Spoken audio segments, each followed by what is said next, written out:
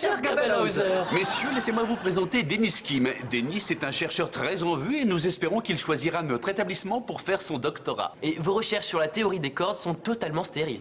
Tu m'excuseras, mais ce sont mes recherches, et crois-moi, elles ne sont pas stériles. Je sens un trouble dans l'équilibre de la force. Un bien mauvais pressentiment, je ressens.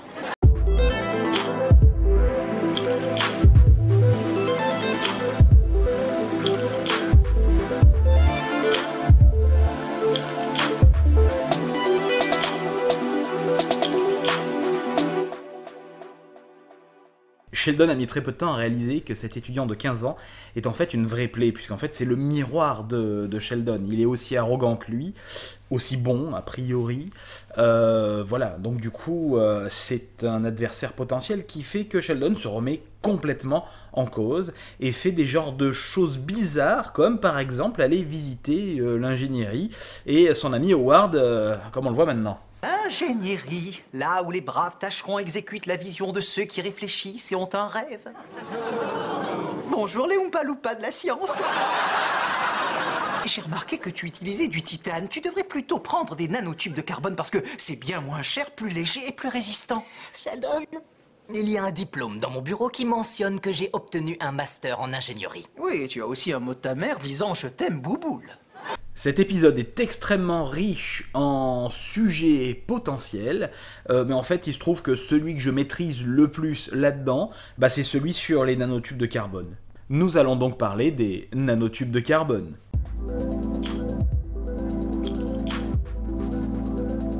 Le carbone, c'est l'élément chimique de base qui nous constitue. On a en nous beaucoup de carbone. Alors, le carbone par rapport aux voisins dans la classification périodique des éléments. Vous avez tous vu cette classification périodique. Généralement, on appelle la première ligne, la deuxième ligne, on appelle ça la deuxième ligne, la troisième ligne, etc. Et vous avez sans doute appris à l'école, peut-être, d'antan, des phrases du genre « Lily bercé Bob contre nounours, source farfelu, nébuleux » pour retenir la deuxième ligne. Ou alors « Napoléon mangea allègrement 6 poulets sans claquer d'argent » ou encore d'autres phrases un peu moins chaste que je ne saurais rappeler ici. Bref, tout ça pour vous dire que le carbone, c'est l'élément qui se trouve ici. Alors, il a en fait 6 protons, c'est représenté par ce nombre 6. Comme nous avons l'électroneutralité, c'est-à-dire qu'un atome n'est pas chargé a priori quand on peut le rencontrer comme ça dans un coin de rue, eh bien on va avoir 6 électrons en même temps.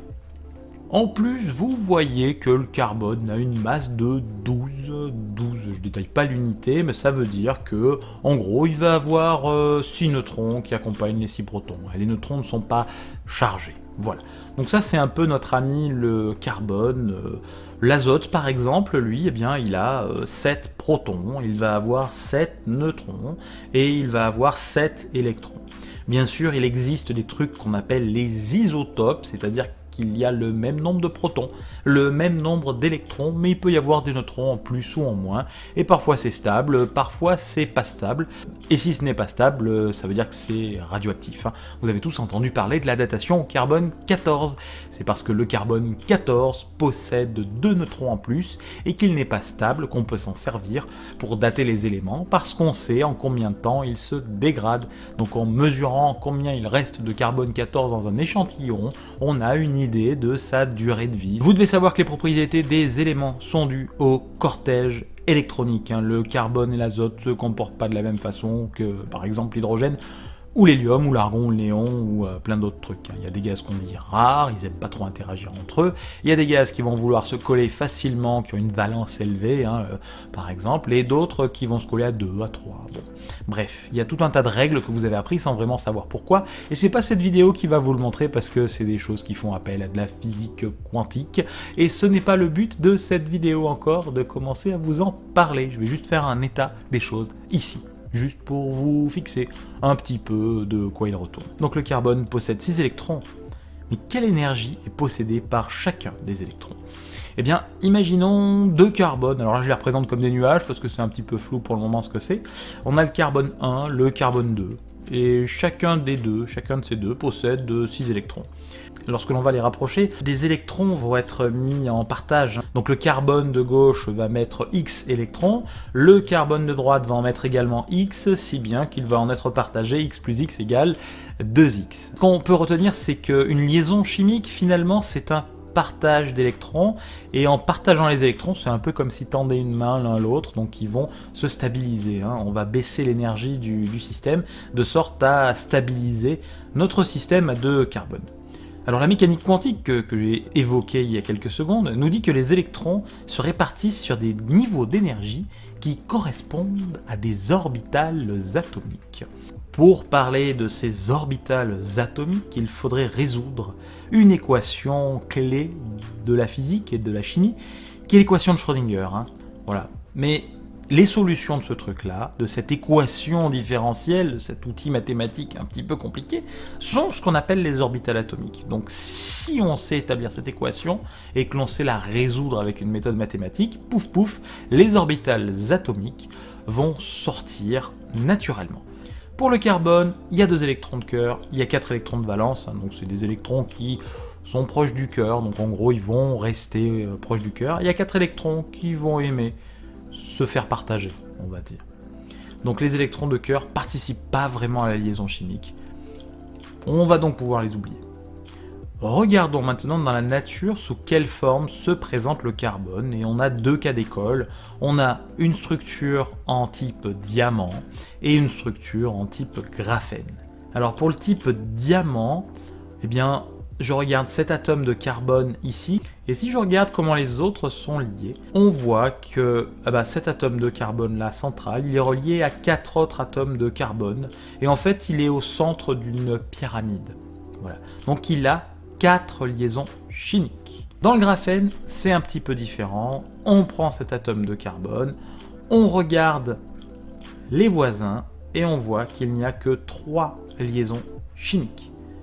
Donc, en réalité, le graphène va différer du diamant en ce sens qu'il y a un électron parmi les 4 électrons de valence qui pouvaient être échangés qui va se balader au-dessus du graphène, c'est-à-dire qu'il va être plus ou moins libre et il va se promener de proche en proche. Et c'est les propriétés de cet électron-là que l'on cherche à exploiter lorsque l'on parle de graphène comme avenir de la de la nanoélectronique, par exemple, parce que ce graphène-là donne des électrons qui se promènent à des vitesses phénoménales, sans réelle résistance, en théorie. Et donc, s'il n'y a pas de résistance, ça chauffe pas, on va pouvoir miniaturiser, miniaturiser, miniaturiser, et obtenir de plus en plus de puissance de calcul. Donc le graphène, c'est vraiment un matériau d'avenir pour la miniaturisation, entre autres. Si je vous dis en plus que le graphène a de bonnes propriétés élastiques, on peut tirer dessus, on peut le froisser, il va toujours conduire l'électricité relativement bien, et bien là, vous comprenez pourquoi des efforts sont déployés pour faire en sorte que le graphène soit un objet du quotidien de demain. On est maintenant en plein cœur de notre sujet, puisque à partir d'une feuille de graphène, on peut la rouler de différentes façons. En réalité, il y a plusieurs méthodes de synthèse différentes, et on ne prend pas un feuillet qui fait de l'ordre de l'angstrom en épaisseur en le roulant comme ça à la main, comme on roulerait sa pâte brisée.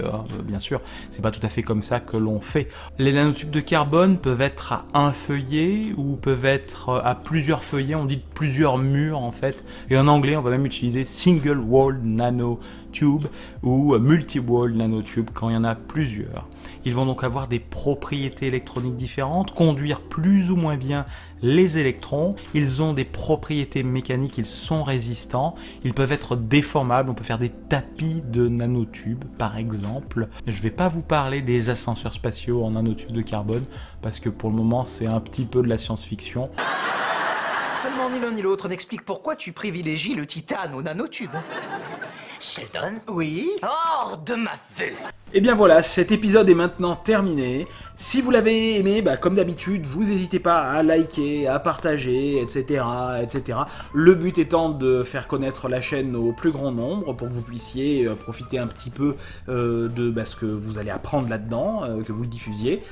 C'est cool, c'est gratuit, ça mange pas de pain. Et par contre, si vous n'avez pas aimé, vous pouvez envoyer... on s'en fout.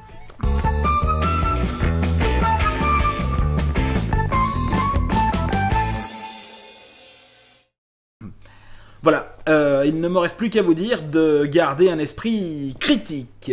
Tiens, j'ai changé un tout petit peu la formule, mais voilà, à voir.